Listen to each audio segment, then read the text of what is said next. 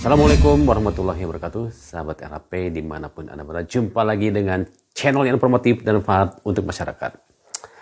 Sahabat RHP, pada kesempatan kali ini kita akan membahas tentang bagaimana hukumnya menyebarkan foto orang lain tanpa izin yang bersangkutan. Ya.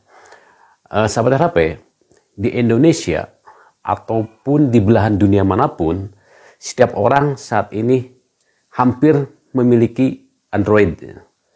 Nah, dengan HP Android ini, orang bisa membuat foto, membuat video, membuat apapun dengan Android ini, kemudian dikirim ke sosmed, gitu kan. Nah, apa jadinya jika Anda membuat foto, memfoto orang lain, atau foto orang lain Anda download, terus kirim ke sebuah grup atau ke medsos lah misalkan ya. Nah, kemudian orang tersebut ternyata keberatan gitu kan. Nah, bagaimana menurut hukum gitu ya. Sahabat RHP, membuat konten sosial, media atau sosmed ya, sangat penting bagi sebagian orang. Tapi sebelumnya perlu diketahui bagaimana hukum menyebarkan foto orang lain agar ketika Anda membagikan foto maupun video di sosmed tidak akan berbuntut hukum, tidak akan berakibat hukum.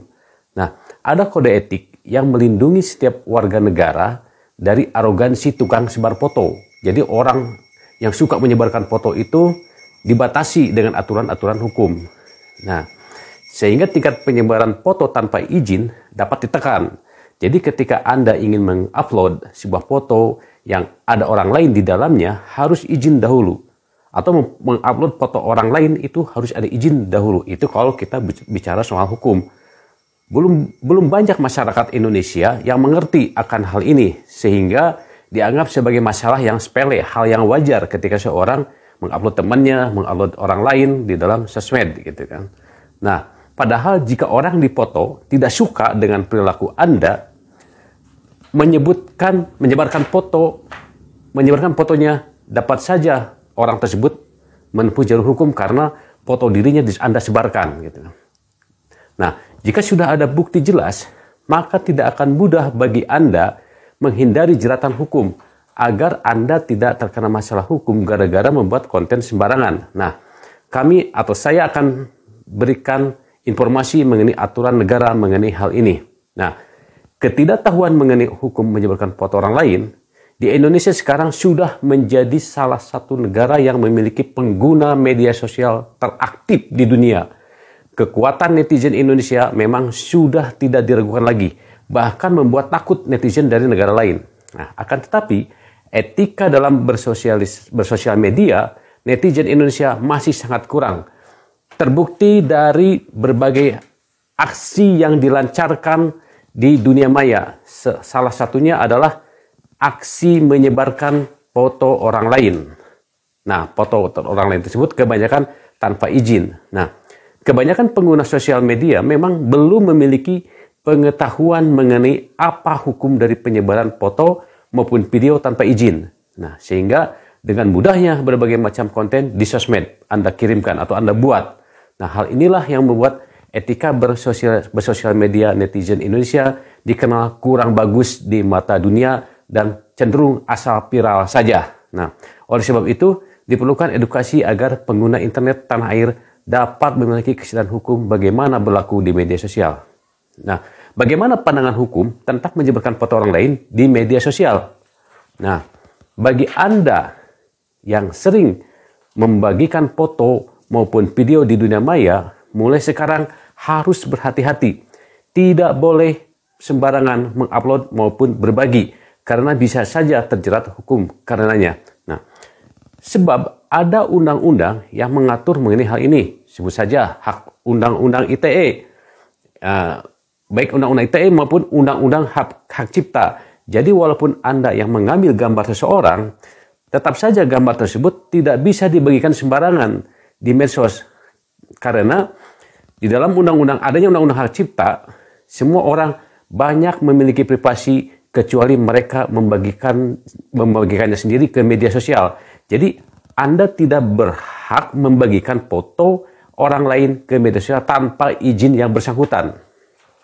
Nah, hal ini diatur dalam Undang-Undang Hak Cipta pasal 19 sampai dengan 23 tentang hak dari orang yang menjadi objek sebuah foto, di mana pemotret memang memiliki hak pencipta atas foto-fotonya, tapi harus mendapatkan izin dari orang yang dipotret, gitu kan. Nah, apabila Anda memotret seseorang tanpa izinnya, dapat dikenakan hukuman maksimal 10 tahun kurungan.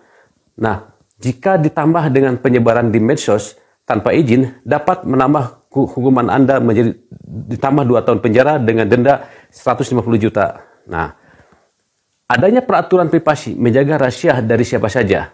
Nah, melanjutkan dari dasar hukum di poin sebelumnya, privasi seseorang memang dijaga undang-undang, terutama jika Anda terinterferensi, misalnya melakukan perubahan, penambahan, pengurangan, perusakan,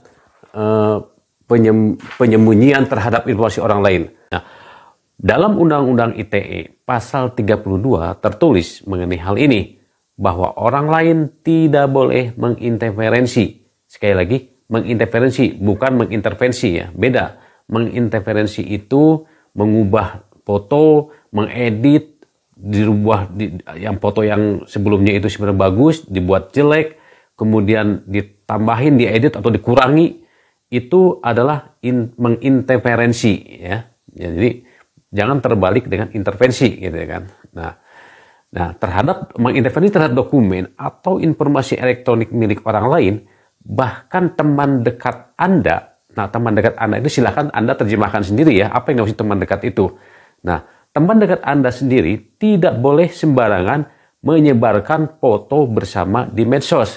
Jadi ketika Anda berfoto dengan teman dekat Anda, kemudian oleh teman Anda itu disebarkan di medsos, nah, kalau itu tanpa izin Anda, itu sebenarnya melanggar hukum gitu kan, kalau Anda tidak mengizinkan gitu kan. Nah, apabila melakukan pelanggaran bisa dituntut dengan Undang-Undang ITE pasal 48, hukuman penjara maksimal 8 tahun menanti pelanggar. Nah, ditambah juga dengan denda paling sedikit 3 miliar rupiah untuk penyebaran foto tanpa izin di medsos.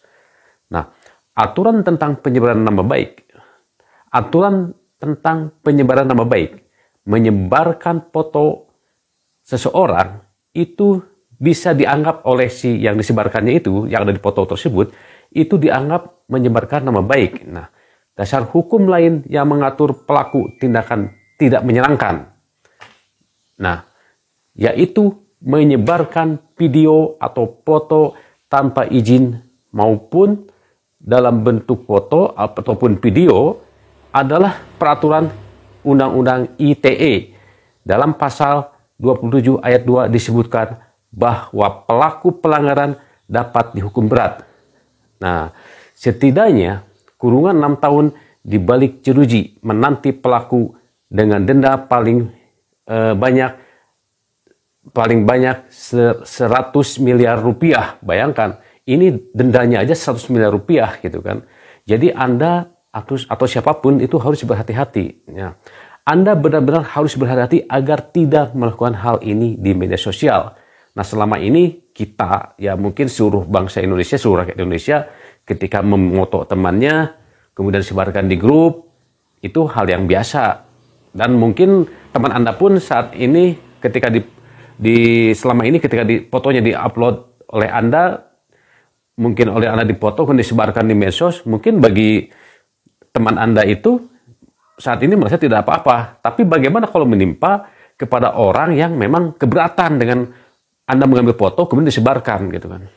Nah, selain hukuman kurungan maupun denda, bisa juga Anda harus menanggung hukuman sosial yang juga tidak mudah. Nah, oleh sebab itu, kehati-hatian dalam bermedia sosial perlu diperhatikan sehingga tidak memberikan buntut yang tidak menyenangkan.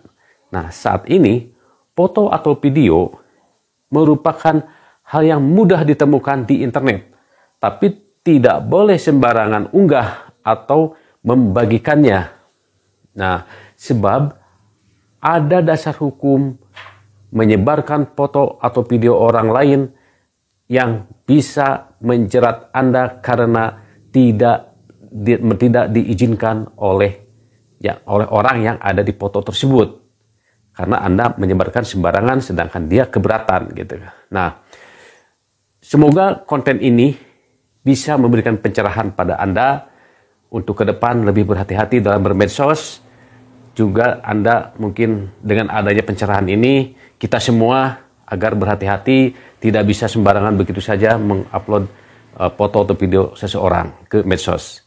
Ya, demikian konten kita kali ini. Semoga konten ini sangat bermanfaat bagi Anda, dan apabila ada hal yang kurang dipahami atau kurang mengerti, silakan Anda berkomentar di kolom komentar. Insya Allah nanti akan saya jawab. Demikian konten kita kali ini. Wassalamualaikum warahmatullahi wabarakatuh.